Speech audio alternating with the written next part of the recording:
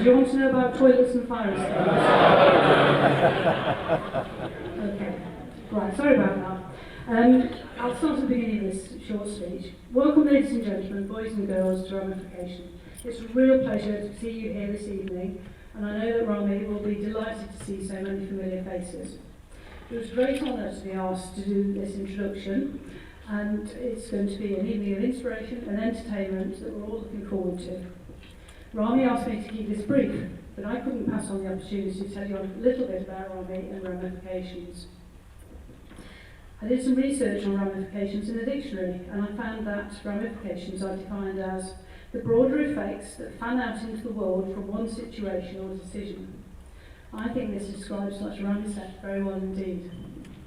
When I was looking into writing this introduction, I found a long list of skills and expertise that only begins to touch on what Rami has achieved. This includes founder member of a total of 5 Rotary clubs and 14 Rotaract clubs for young people. He's a club president twice, district governor, international committee, extension chairman, Paul Harris Fellow, and as chairman of the Polio Plus committee, he helped to raise over £270,000. Rami retired after 40 years service in the NHS. That's a single sentence representing an enormous contribution to society. Thank you, Rami. He was awarded the MBE for services to Rotary International and the community in Nottinghamshire. Rami was president and is now senior trustee of the Nottingham Medico-Chirurgical Society. He was also past president of the Nottingham Medical Legal Society. He is a trustee of Fund Days, a charity that raises funds for children with special needs in the county. And he was the founder and president of the Queen of Hearts, a charity which brought cardiac equipment for hospitals in the county. Rami also gained a diploma in civil funeral celebrations. Rami is the loving husband to his dear wife Jenny of 47 years and devoted father of Roma and Kieran, all of whom are here tonight. His 4 greatly loved grandchildren are also here tonight, so welcome to you all. I'd like to thank Roma and Kieran for this inspirational idea of arranging this talk and for all your help with this. It wouldn't be possible without it, so a big welcome to all the family. Rami also has numerous friends, as evidenced by the turnout tonight. We're so pleased that you can all be here with us. You all have personal connections with Dr. Rami Seth. So a short summary of Dr. Rami's amazing achievements begins to give you a picture of a person who's touched so many lives with so many ramifications. So ladies and gentlemen, boys and girls, it gives me great pleasure to introduce and hand over to Dr. Rami Seth, MBE, for an evening of inspiration and entertainment. Ramifications.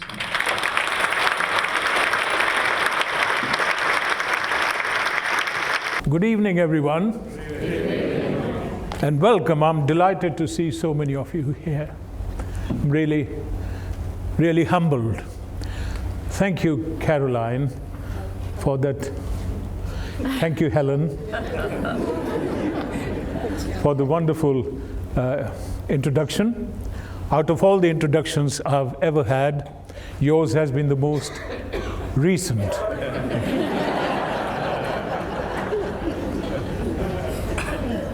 You built me up so much that it's only going to be downhill from now on. I'm sorry to tell you, ladies and gentlemen, that the wine has all finished. Because you don't know, perhaps, that 1 in 10 of the medics are alcoholics. 1 in 10 are drug addicts, so it's not a very healthy profession. And I'm sorry, our video that was produced with music and photographs did not work because the IT guy, local IT chap, has not turned up tonight, so apologies for that. So ramifications. Some of you may have guessed that I was probably born in India because I was very close to my mother. A strange country where you could be killed by a tiger or by lettuce. But there are more chances of being killed by lettuce than by a tiger. And I can't talk about India without remembering my geography teacher, a Mr. Such. He was newly appointed and he came to the first class and said to us, "My name is Mr. Banerjee, and I wish to be known as such."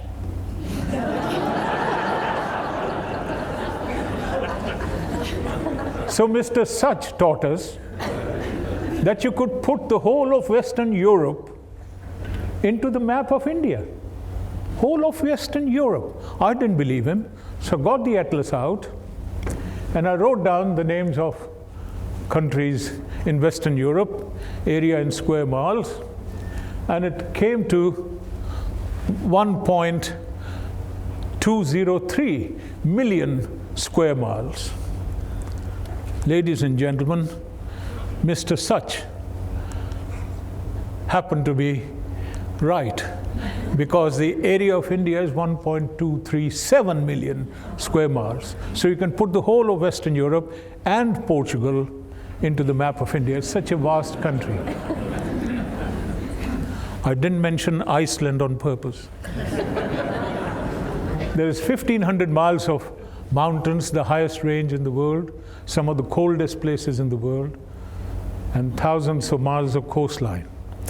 So that's where I came from, where I was born. And India's gifts to the world include 4 major religions: Buddhism, Hinduism, Sikhism, and Jainism.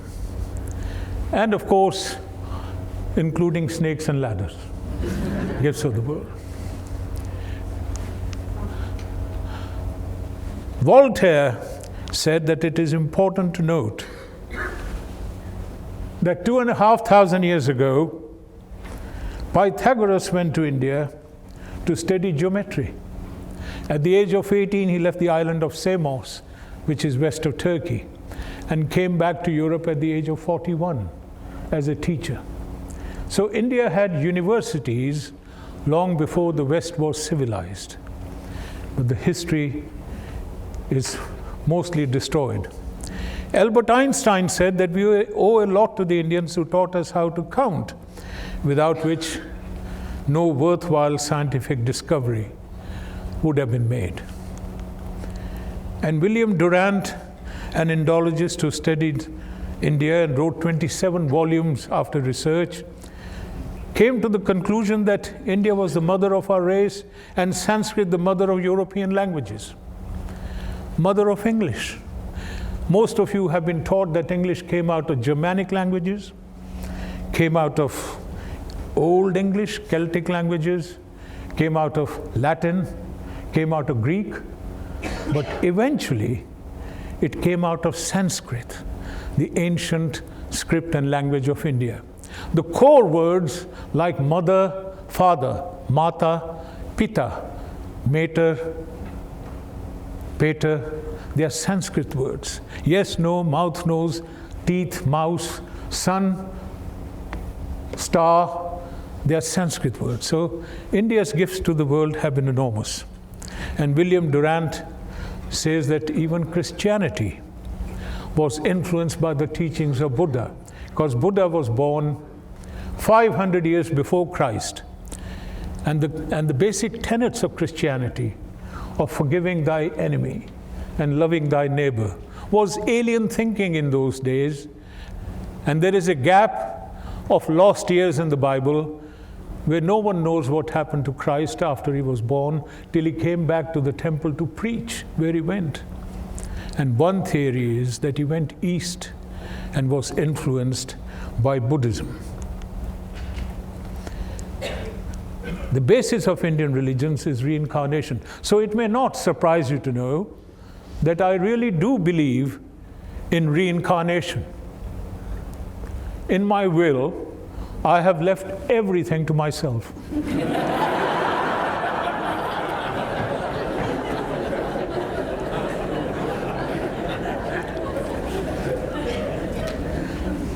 A little bit about my family history, which is so colorful that I doubt many in my audience can match it. Do you know, I had 3 grandfathers. and my grandmother ran away with the piano teacher. My father's father served in the First World War, in the Great War in Mesopotamia. And when he returned to India after the war, he was a changed man. And he abandoned his wife and young children. My father was the youngest, age 7. And he went in search of the Almighty in the foothills of the Himalayas, where he was found murdered. We don't know why. So that was my father's father. My mother's father was a wealthy man. He was the office superintendent of the Commissioner of Lahore, which was a very senior position for an Indian in the 1910, 15, 20s. And he, at the age of 40, married my mother's mother, who was Anglo-Welsh. So there is 1/16 Welsh blood in me, Williams. So hello, cousins. She was half his age, and she wasn't wanted by either the British community or the Indian community, because in those days mixed races weren't welcome. But my grandfather married her and had 3 children in quick succession. And when my mother was 3, he engaged a piano teacher for her, and she ran away with him. So my mother's father decided to remarry. So he took his children and his wedding party entourage with jewels and presents and went to the arranged marriage in another town. And during the night, he died, thought to be poisoned, and all the jewels disappeared. So that was my real second grandfather. So my mother and her sister and brother were adopted by one of the trustees of my maternal grandfather's will. And he was a gentleman, that's the only grandfather I knew, who came to England to study medicine in 1900 at the London Hospital, and went back in 1910 and practiced in India. And he put my mother through medical school, and it was always thought that I would be a doctor and I will go to England and get postgraduate qualifications, train as a surgeon, because the British qualifications were the best in the world. And once you had British postgraduate qualifications, you were made for life in India.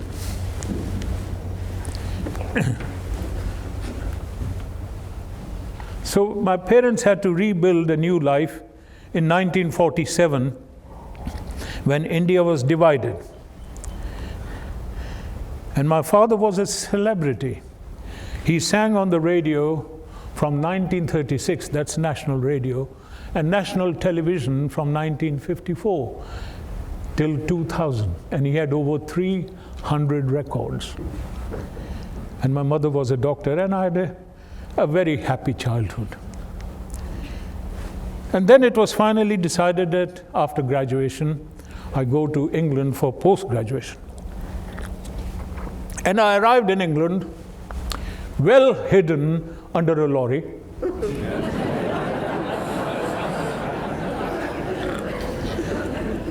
And was dropped off on the east coast of England. And I had no idea in which direction to go, till I saw a sign, all London this way. I subsequently realized it was the A11. So I started walking along the A11, and I walked past a cemetery, and I heard a man cry. And I have always been inquisitive. So I went there in the cemetery, and I saw this man embracing a tombstone and crying his heart out. "Why did you die? Why did you die?" I said, "Excuse me, can I help you?" And to my amazement, he looked at me up and down and suggested that I became fruitful and multiplied somewhere else.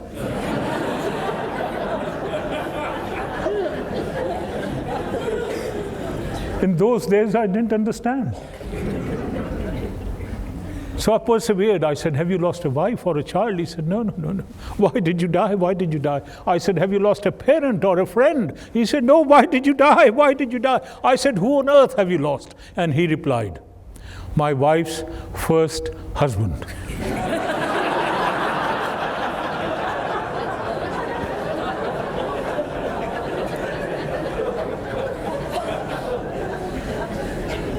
Eventually, I found my way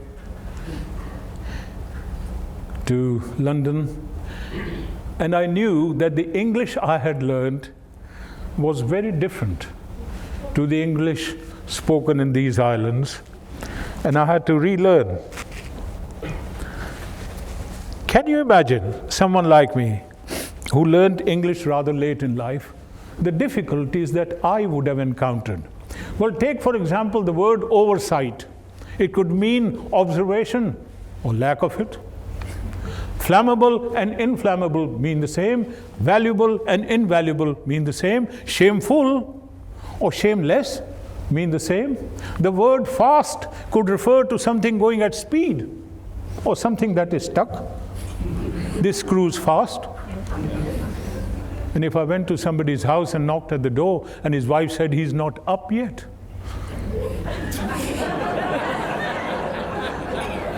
or if she said he's not down yet, it meant the same thing. And when a farmer friend of yours says that is cows in calf, he actually means that there is a calf in the cow. Take, for example, the word sanction. It could mean to permit something, or equally to take steps to forbid it. And when a door is bolted, it is secure. But when a horse has bolted, it's escaped. So isn't it a difficult language for a foreigner to learn? And then there is written English. I read in the newspapers the other day that the building was razed to the ground. And a man hit by train, critical.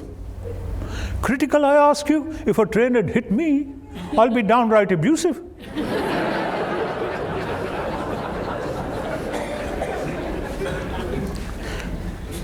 Take, for example, the word complete and the word finished.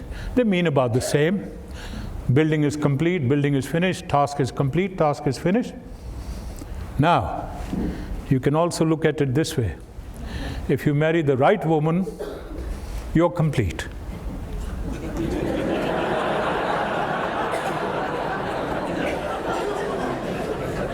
And if you marry the wrong woman, you're finished. But if the right woman sees you with the wrong woman, you are completely finished.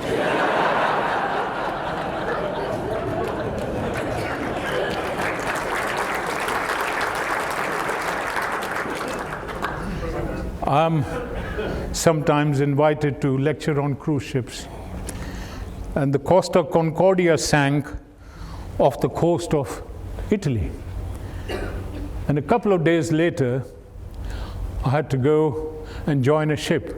So my daughter rang the night before and said, "Good luck, Dad. I hope you go down well."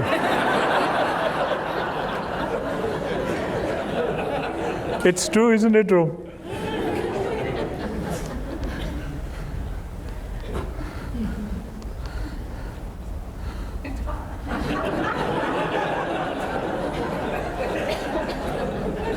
And a German might say, "Gut, it's a disgusting habit."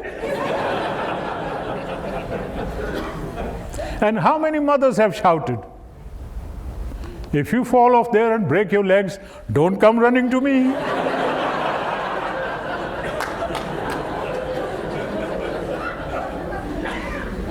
It is a strange language. But the worst part of the language is the pronunciation in English. And there is only one rule, that there are no rules in pronunciation. I can best illustrate it that when I was a junior house surgeon, my consultant used to do a ward round every Monday morning. And the whole entourage used to be with him, the whole ward staff and all hierarchy. And it was the house officer who had to talk about the patients, what happened over the weekend. And the first bed was empty, so he said, Dr. Seth, where's the patient? I said, I'm sorry to have to tell you this, sir, but the patient died in the night, and the body is in the morgue. So he took me to one side. He said, Dr. Seth, it is not morgue, it is morgue. I said, sir, I've noticed everything I say. You argue with me.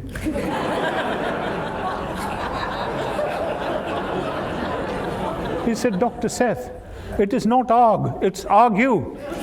I said, sir, this is a strange language. The pronunciation is so vague. And it's often a slip of the tongue.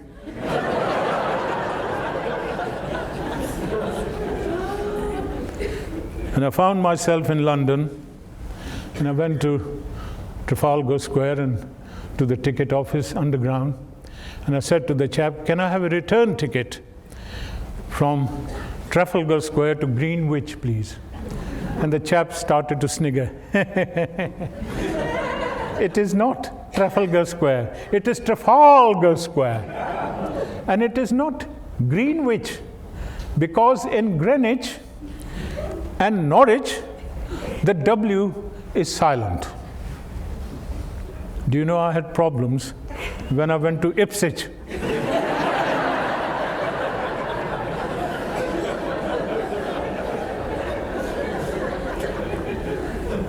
I was driving through the independent Republic of Bradford, and I lost my way. And I saw this young lady, curly blonde hair, blue eyes, nice figure, showing a fair bit of her midriff with a quaint tattoo. So I stopped my car and I said, I'm terribly sorry to bother you. Which is the quickest way to the M66? And to my amazement, she said, What? I'm not understanding you.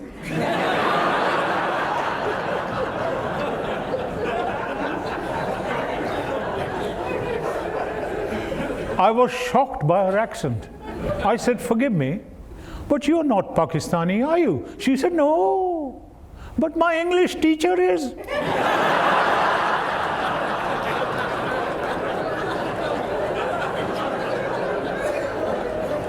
Now she must be some daddy's girl. Now that's another expression, daddy's girl, which signifies that firm and affectionate bond between a father and his daughter, whereas mummy's boy is a derogatory term. Similarly, mothering a child means bringing a child up with a lot of loving care and attention and looking after it, whereas fathering a child simply means sex with the mother. And there is a world of difference. There is a world of difference between a maternity dress and a paternity suit.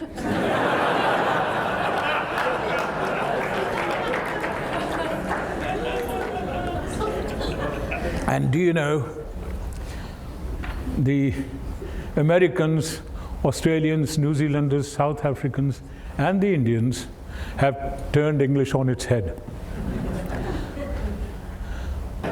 This couple from Nottingham, not me, this couple from Nottingham were in a bar in England, in America. And this American comes up to them and says, I say, you guys, you're not from around these parts, are you? And the Englishman says, no, no, no, we are from England. And his wife says, what did he say? I told him we are from England. Gee, England, what a marvelous country. Which part of England are you from?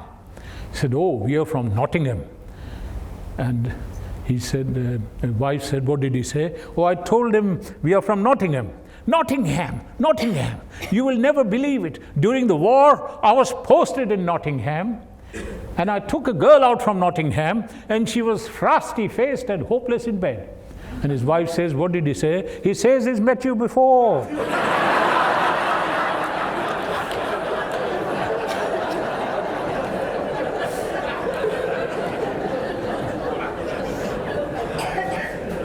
I was at an airport somewhere when this New Zealander came up to me and said, "Excuse me, mate, where's the chicken disc?"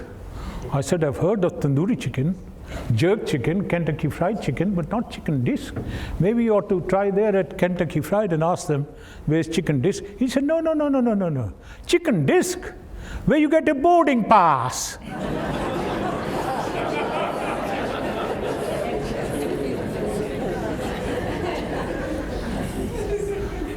And in Cape Town, my wife and I were in a provision store, bought some provisions and came to the counter to pay. And the girl said, "Keys, chico card." I said, "I beg your pardon?" She said, "Keys, chico card." And somebody translated from the back, "cash, check or card." And the Indians too have turned English on its head. Many came here in the 50s and started corner shop. Outside this corner shop, this great big guy walked in. You know the sort I mean.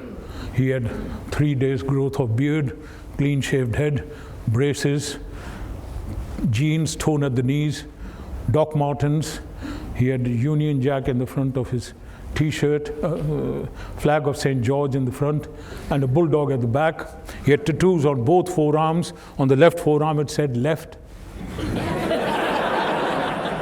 Right forearm it said right. And he goes to the little shop assistant. He said, "Oi, I want half a lettuce." He said, "Sorry sir, we don't serve half a lettuce." "I want half a lettuce. And if you don't serve half a lettuce, there'll be trouble." He said, "Look, sir, I'm only the shop assistant. The boss is in the back. I'll go and ask him." So this little guy goes to the back of the shop, and unknown to him, this great big guy follows him. And he goes to the boss and says, "Hey, boss, in front of the shop, there's a great big ugly gorilla. And he demands half a lettuce and threatens violence if I don't serve. So what shall I do? What shall I do?" And the boss says, "Look behind you." And he looks behind and said, "And this very nice gentleman would like to buy the other half."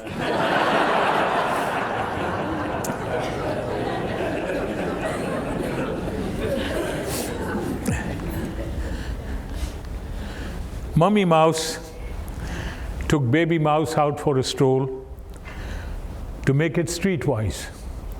So they took a corner and confronted a cat. Baby Mouse was frightened, but Mummy Mouse stood on all fours, ears up, tail up, and started barking like a dog. The cat was surprised, turned tail and ran away. So Mummy Mouse turned to Baby Mouse and said, "This is the advantage of learning a second language." You see, a person who speaks 2 languages is bilingual. A person who speaks 3 or more languages is multilingual. And a person who speaks 1 language is an Englishman.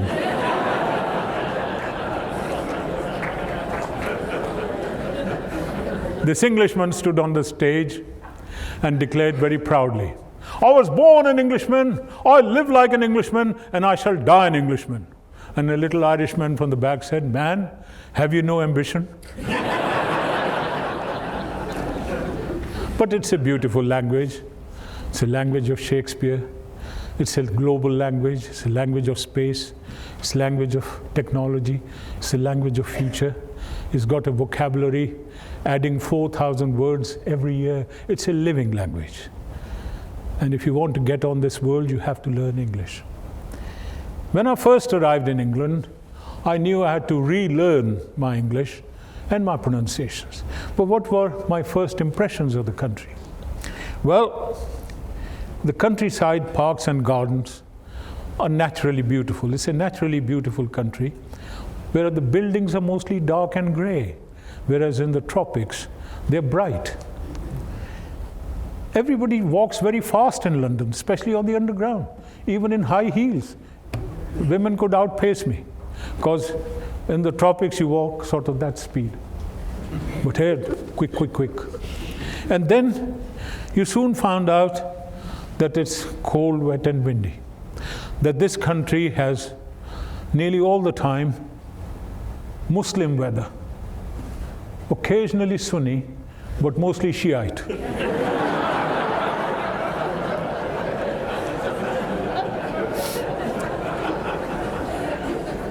And it's the first time I saw white people doing menial jobs, sweeping, because in the colonies, they were suited, booted, and had the top jobs.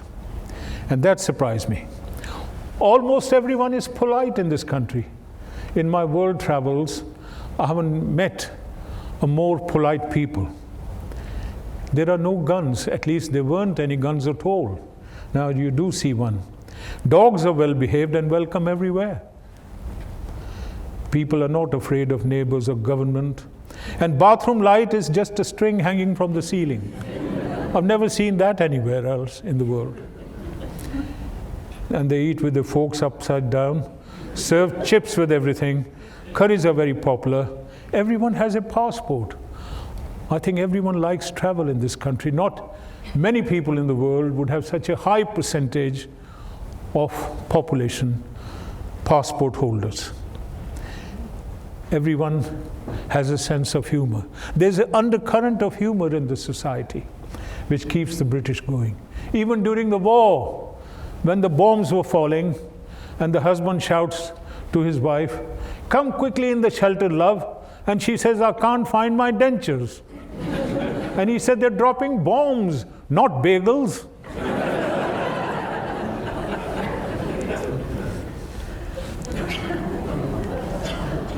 I arrived here over 50 years ago. And in those days, there was racial difficulties in the country. Not among some, there's still some difficulties. But here, a white man and a black man were having a discussion. And the black man said, "When I was born, I was black. When I grew up, I was black. When I went in the sun, I was black. When I went in the snow, I was black. When I was sick, I was black. When I was scared, I was black. When I die, I'll be black." And you, white man, when you were born, you were pink. When you grew up, you became white. You went in the sun, you went red. You went into the snow, you went blue. When you were scared, you went yellow. When you were sick, you went green. And when you die, you go gray. And you call me colored?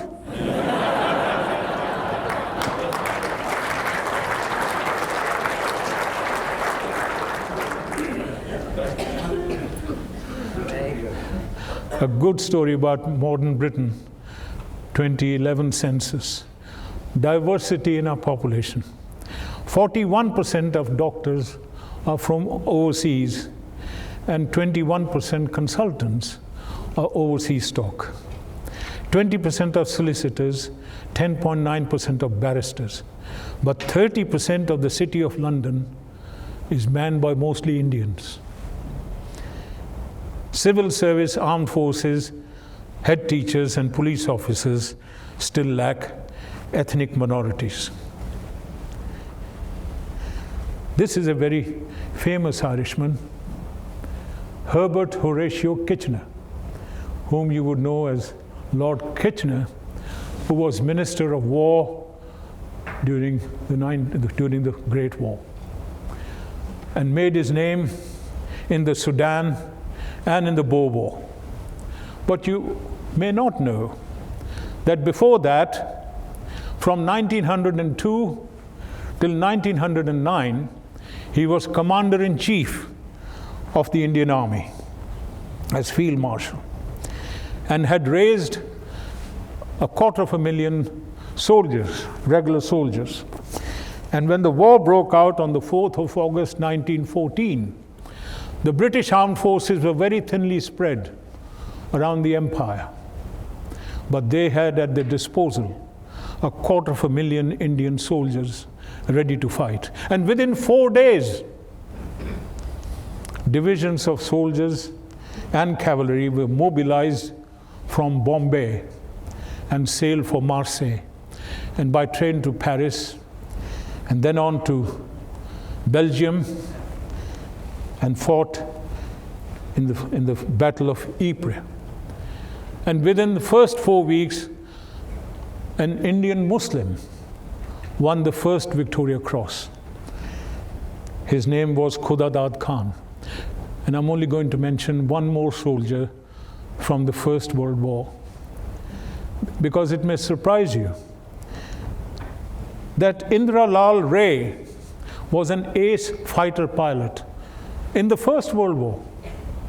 Imagine at the time when Britain was world power number one, believed to be the superior race really, and there would have been so much competition to be a fighter pilot in a British plane that Indra Lal Ray got the commission to fly a British plane and fight.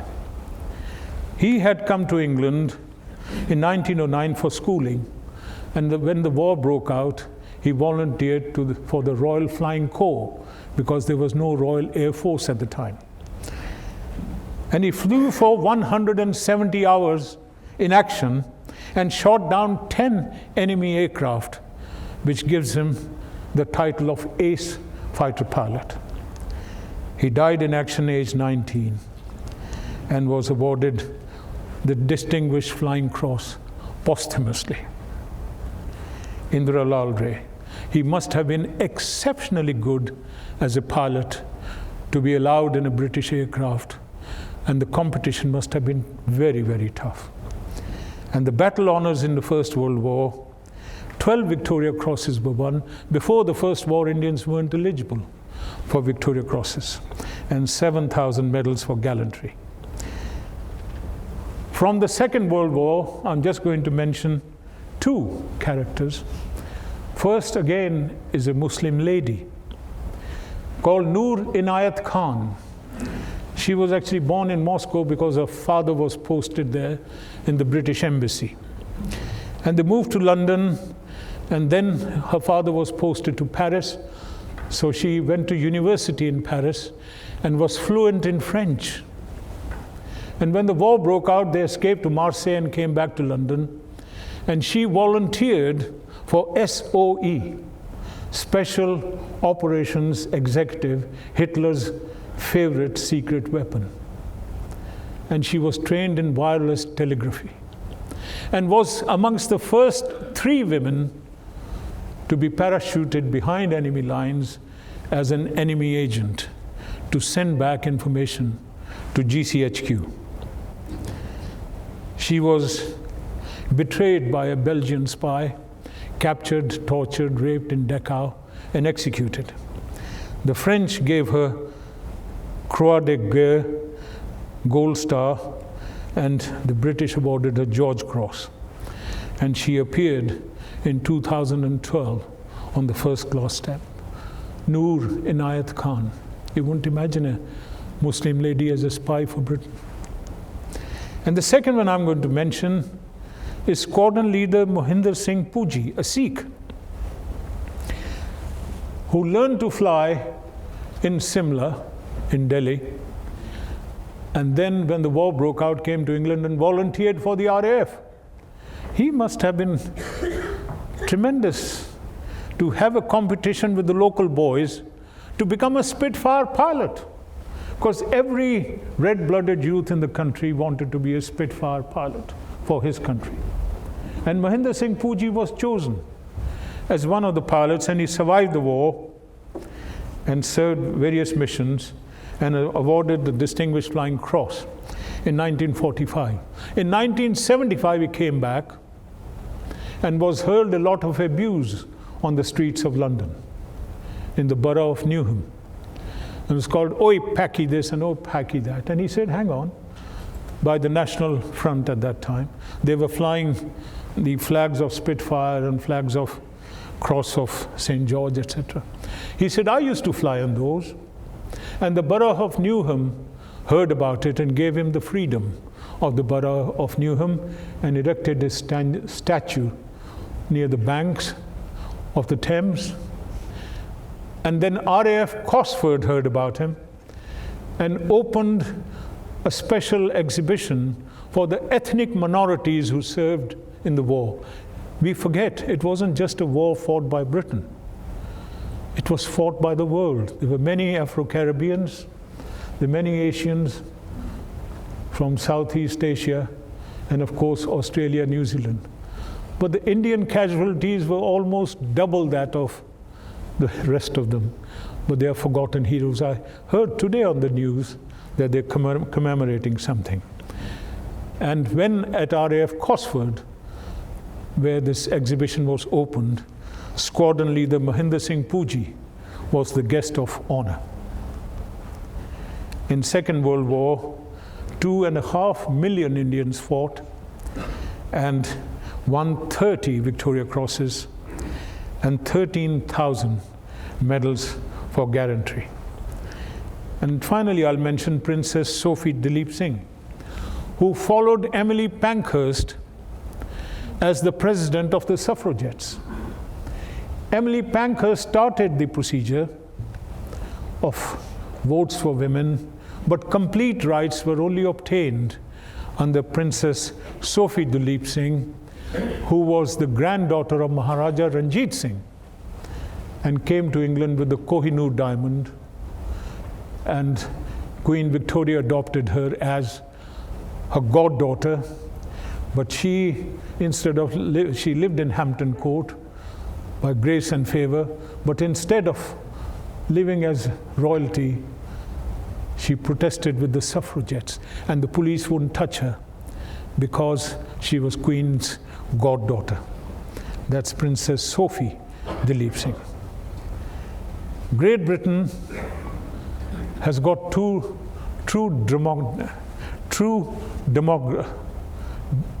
democracy. The media is free. Law dispenses blind justice. The traffic and police are wonderful and polite. The other day I went to India and asked the taxi driver to take me to my father's house, and the taxi driver was mad. Accelerate, brake, change lane, accelerate, brake, change lane, left, right. I said, driver, slow down.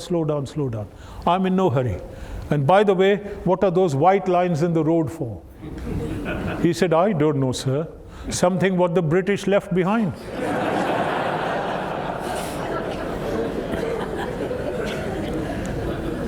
Constitutional monarchy. We have one of the best education system in the world, a welfare state, small country with so many world champion sportsmen, individuals and teams. It's amazing. And contributed to knowledge of humankind in literature, science, technology, architecture, you name it. This small country has contributed an awful lot. They love animals here. Animals get a lot of love.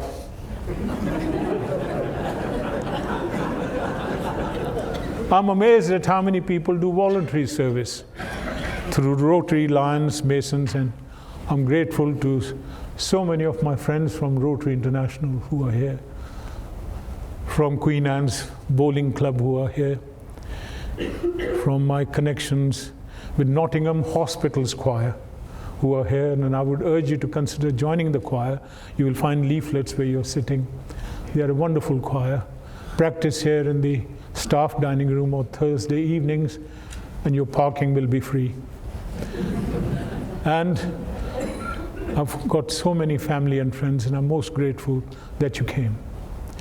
I would especially like to mention two whom I've known for 60 years, from before I joined medical college. And Rakesh has driven from Luton, and Shiv has driven from Horsham in Surrey just to listen to me. But you're listening to a speaker whose past is sell-by date. But thank you so much for coming. I appreciate you and your young ladies with you. And I'm so grateful to so many of you. And this country is second to none in supporting charities.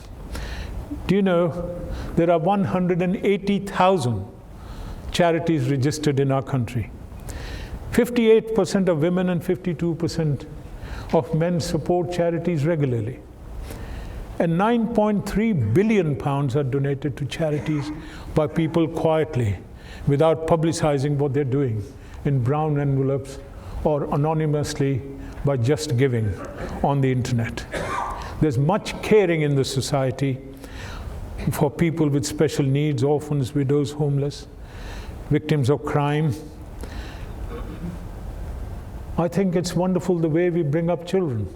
In spite of what we read about some of the children who are badly treated, and it's a shame they are, but the vast majority of children are brought up with love and discipline in this country, with routine.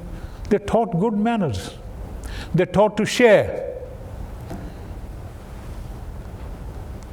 They're always taught fairness, fair play, that you are as important as anybody else, and respect for others' feelings who are a bit different. Truthfulness. Children are inculcated with the idea of truthfulness. You mustn't tell a fib. It's wrong to tell a fib, and we tell our children and teach them right from birth, and we encourage them to read. And there are some unwritten rules that I had to learn when I came to this country, that if somebody asks you, how do you do, it's a greeting, it's not a question. And if somebody says, how are you? There's no point in giving them your medical history. And do not contradict a weather remark. If somebody says, lovely day, you don't say it's awful. If somebody says, it's chilly, isn't it? You say, no, what's the matter with you? I'm hot. So you never contradict a weather remark. You have to learn when you come here, because it's only opening a conversation. It's a polite way of saying hello. What a lovely day. And there are unwritten rules that in the front garden and at the bar you can talk to anybody if they are in the front garden or at the bar, but not if they are in the back garden, which is private, and not if they are sitting down in a pub. You don't talk to them. But you can talk to any dog in this country. And you can talk to any baby in a pram. You're perfectly allowed to do that. And politeness, without politeness you cannot exist in Britain for 5 minutes. You have to say please, and you have to say thank you. It is really a very polite society. And we do have ladies first. We do let them sit down first. We do let them be served first. And we do let them enter a room first. We are encouraged to do that right from the beginning. It doesn't happen everywhere in the world automatically. And we hold door for strangers. I've often gone in other countries, the door is open, and by the time I get to it, it's slammed on my face. But an Englishman or a Britisher would always hold the door open for you. Always buy your own rum. Never be forgotten. And your word should be your bond. If you promise something, you deliver it. Reply to letters and return phone calls. And never forget birthdays and anniversaries, because your wife will never let you live. Actually, ladies and gentlemen, I'm feeling a bit low today. Lower than that. You see, I got up this morning and I realized I'd been married, happily married, for 47 years. My wife doesn't think so. So I said to her, if I were to lose all my money, would you still love me? She said, I'll love you. Of course I'll love you. I'll miss you.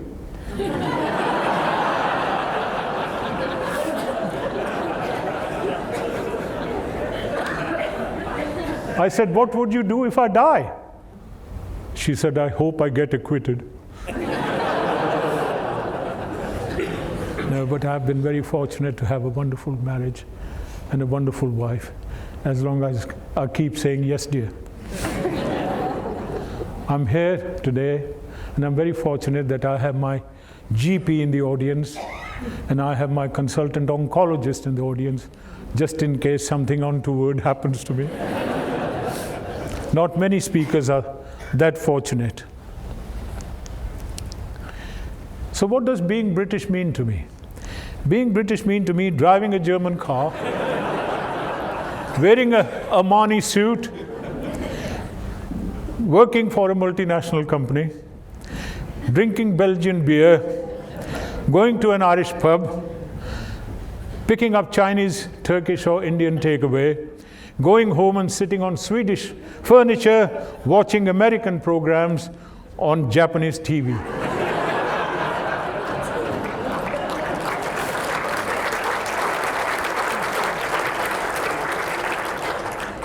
But the quintessential thing about being British is maintaining a slight suspicion of anything foreign.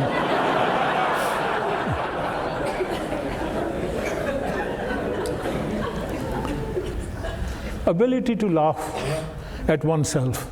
Not many races can laugh at themselves, but the British do have that special talent of laughing at themselves. It strengthens their character. It is part of their strength not to take themselves too seriously at times. On the other hand, no one fights more dirty than an Englishman kicked in the groin. But they have an affinity to Q. More than any other race in the world. I can best illustrate it that when my wife and I were in Spitsbergen, on the island of Svalbard, near the North Pole, and where you can only go ashore by ship's tenders. And we were there by ship's tenders when the captain of the ship from the bridge spotted a polar bear. Now, a polar bear is very hungry in the winter, there's no food. And a polar bear can run at 30 miles an hour and swim 30 miles out to sea. So he spotted a polar bear through binoculars and gave instructions for all the passengers to board the tender and return to the ship as soon as possible. There was a polar bear. I hope you can see it. And what did the Brits do? Form an orderly queue.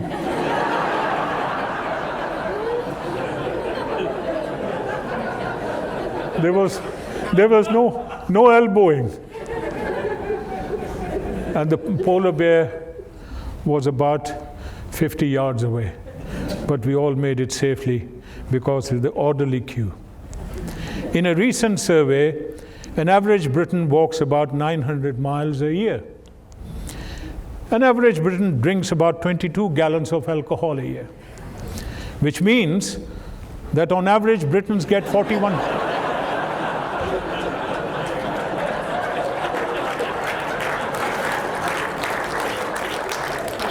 Makes you proud. Makes you proud to be British, doesn't it?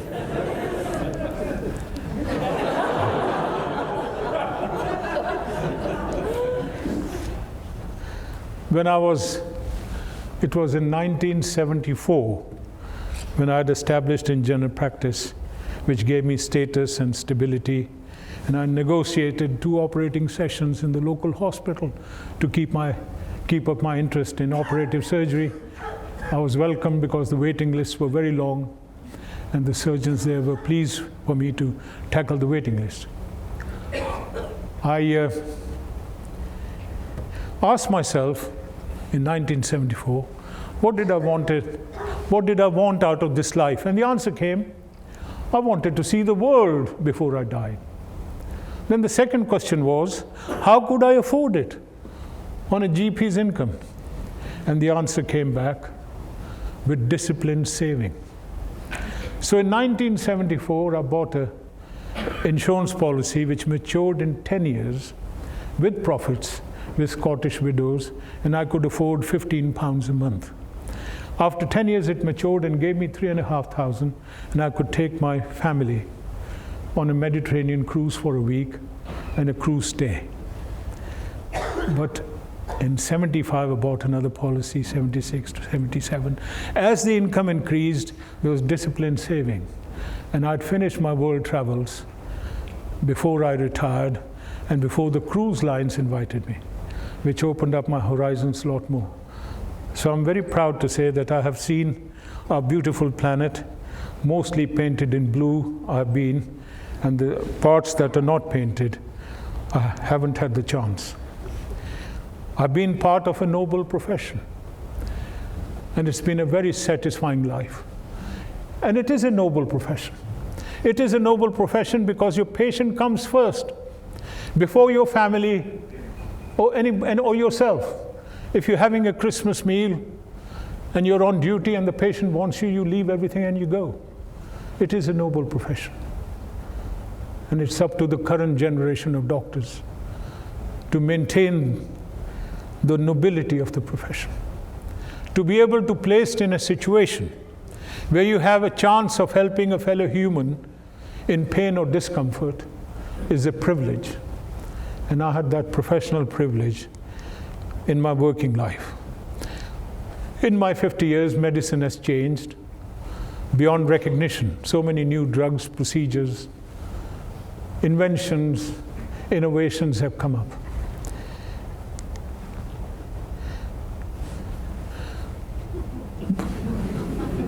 But breastfeeding is the same.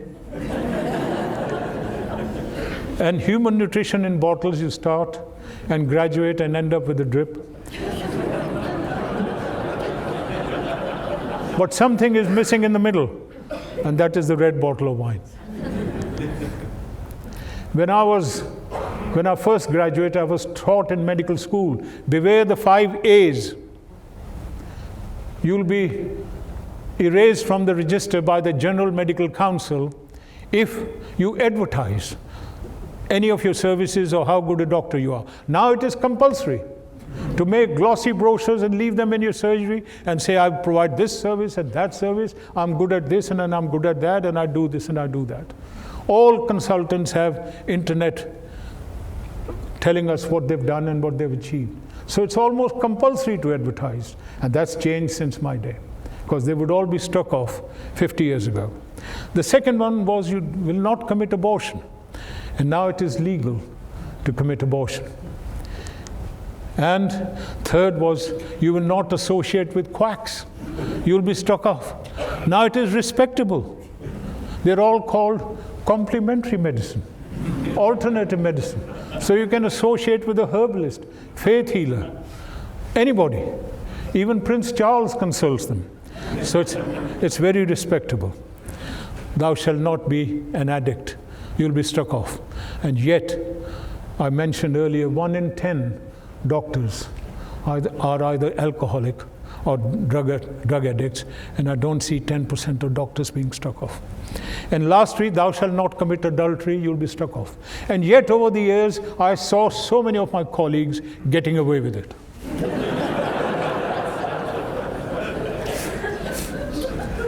But all the colleagues I've worked with, ladies and gentlemen, in medicine, have been punctual. They've been dedicated, caring, polite, fair. Don't let patients jump queue, no matter what their station or rank is in society. There's an undercurrent of humor, even in difficult circumstances in hospitals, that keeps you going. So I have given advice to my colleagues over the years that when you see a patient, introduce yourself, ask them how they would be addressed. Not John or Joan or Mary. Ask them, she may like to be called Mrs. Smith or whatever. And then give them eye contact. And maintain your bedside manner. And if you are running late, you must apologize, because a waiting patient deserves an apology, and it diffuses the anger and frustration. How you provide care, and not just the outcome, is very important. In bedside manner, uphold dignity and respect the privacy of the patient. In my day, there was a doctor's superiority and a lot of power and dependency. And now things are much, much easier and all equal term. I advise all the junior doctors now not to stand while they're talking to a patient, but to sit down. Because a patient perceives that if a doctor has sat down while speaking to them, he's got time. If the same time is spent by the doctor standing up by the bed, the patient will perceive the time went much quicker, and the doctor didn't have time for them. It's human nature. Reassure and comfort a patient, but remain honest. All doctors make a mistake. World is full of patients who have proved doctors wrong. And if you do make a mistake, apologize straight away and explain why you have made a mistake, because you're human. Never be shy. 50 years ago, things used to be closed up, and patient was denied access to the truth. And a patient had to resort to going to court for a judge to explain what happened. And it used to be expensive and take years. If doctors are treating doctors, they must treat the doctor just like another patient. He's still a human. And it's not my scan, it's me. Give me the eye contact. This is what I learned as an NHS patient. I've had a very checkered medical history, and I'm one of the luckiest men alive. Because in 2004, I had my right kidney and ureter taken out for cancer. 2005, it spread to my liver and inferior vena cava, and I had extensive surgery in Leeds General Hospital. And 2006, part of my liver was taken out with the vena cava explode.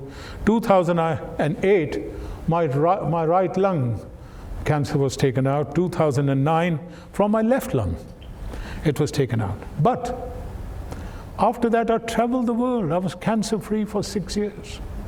Wonderful. Aren't I a lucky man? Until the end of 2015, it appeared in both my lungs, left side ribs, and my vertebrae. And as you might notice, I'm a little short of breath.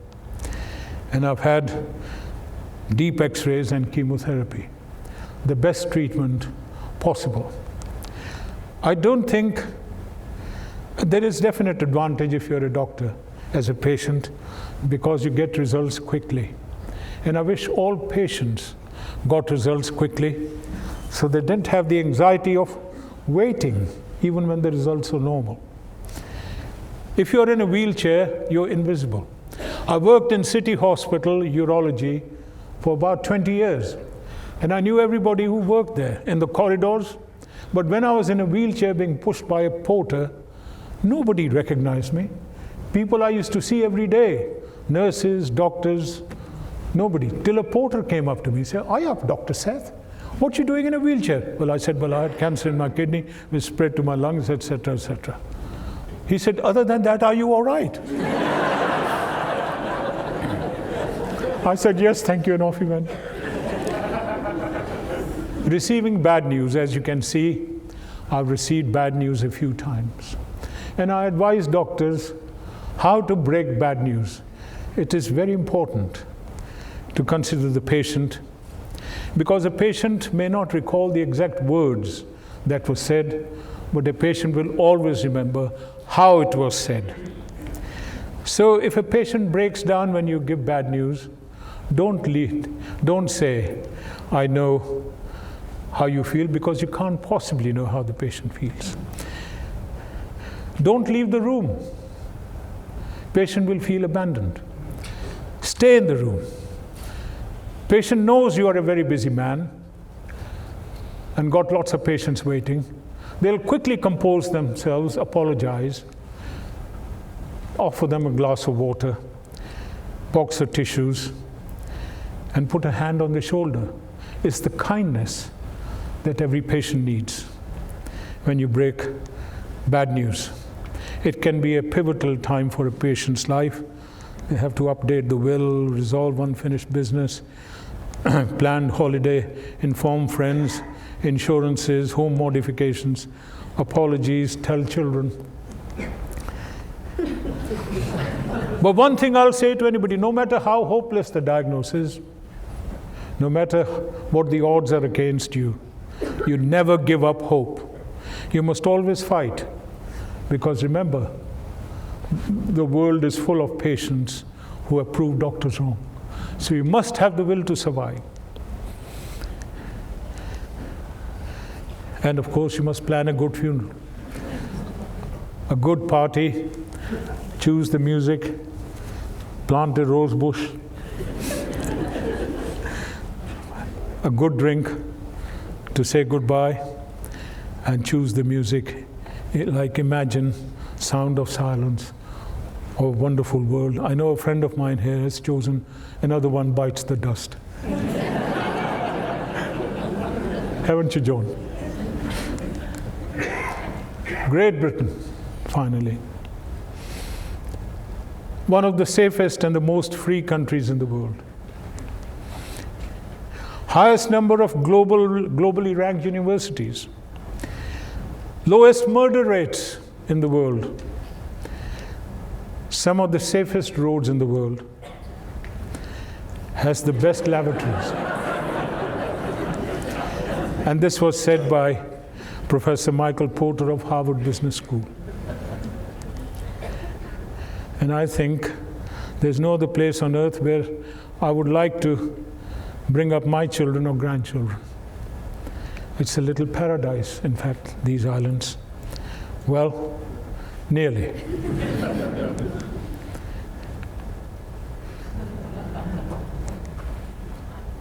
I've written a booklet which is for sale outside for £2, a pound of which will go to cancer research. Support of my family and friends has been enormous, and I'm grateful to you all. And grandchildren are a real joy, give you the will to live. I love you all dearly.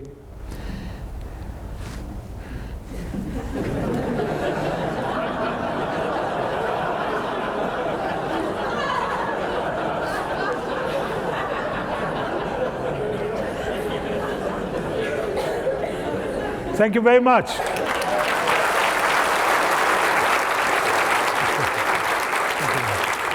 Thank you.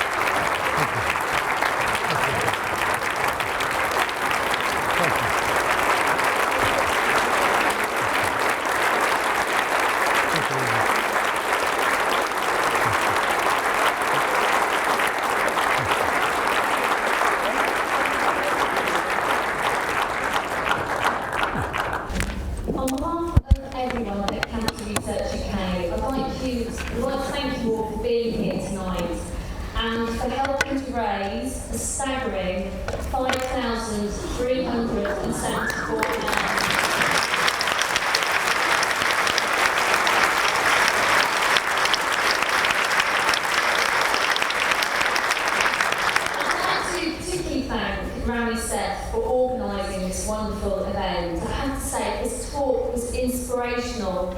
Margaret Boyd, who's the chair of the Beeston Cancer Research UK committee, invited me here tonight, and she's described Rami as a polymath, and I had to check what that meant. And it's somebody who's got so many interests and is an expertise in all of them. And I have to say, having heard about what Rami has achieved in his life, I have to say that is true. That sums him up perfectly. Going through the research and finding more about Rami, one of the sayings that springs to mind is a life well lived is measured not by what you earn, but by what you give. And I think you all agree that Rami has given so much, and tonight is no exception.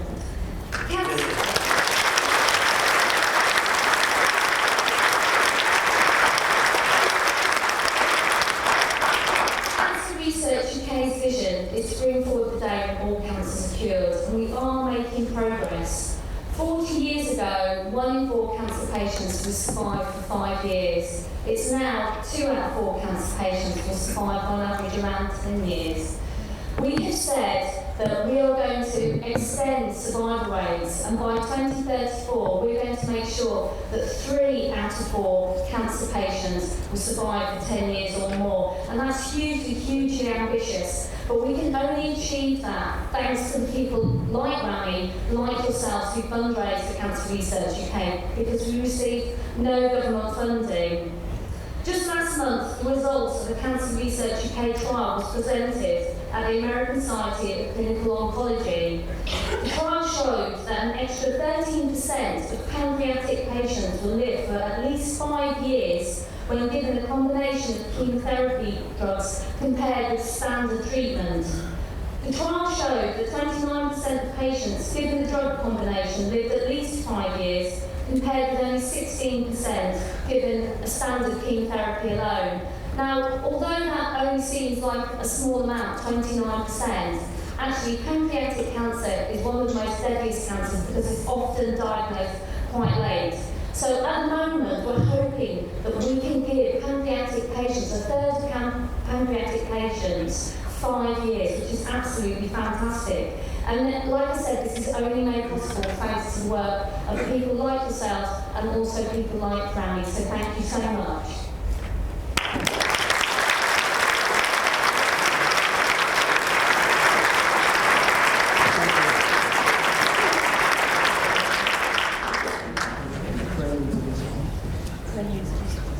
This could be a little tricky. I'd just like to say a very few words, which are actually mainly thank yous. I have to thank for 3 wonderful women from the Medcar, Caroline Anderson, who facilitated the use of this lovely hall tonight, and the car park, and the IT facilities. Helen Percival for everything she's done. Thank you so much. And for providing lots of wonderful prizes. For Anne Booth, who has been a gem, she has given so much help and advice about the catering and the amounts to get and that sort of thing, and help with the refreshments and the tables. My sister Sarah, I don't know where she is, but okay. Thank you so much for playing for us again. I'm always asking you. Margaret and Peter Boyd, thank you so much for all your help and your support, and of course all the team. I'd like to thank all my family and friends for their tremendous help with selling raffle tickets and doing meeting and greetings, and yes, holding the buckets.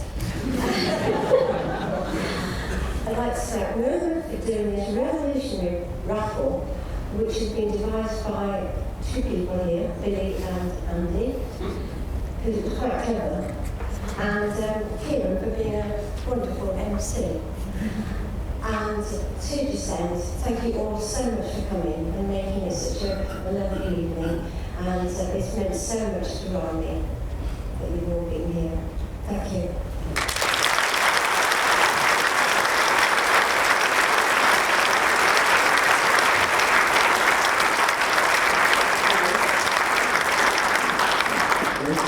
And I'd just like to finish.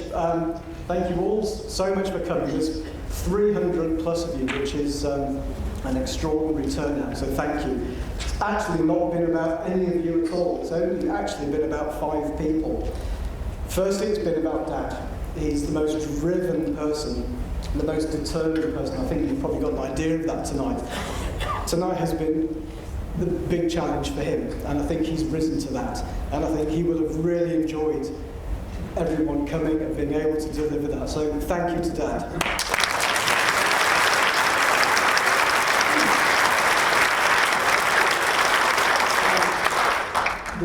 The reason I suggested this was actually for 4 grandchildren. And I'd like you to remember this evening and hold it in your heart. Okay, thank you very much.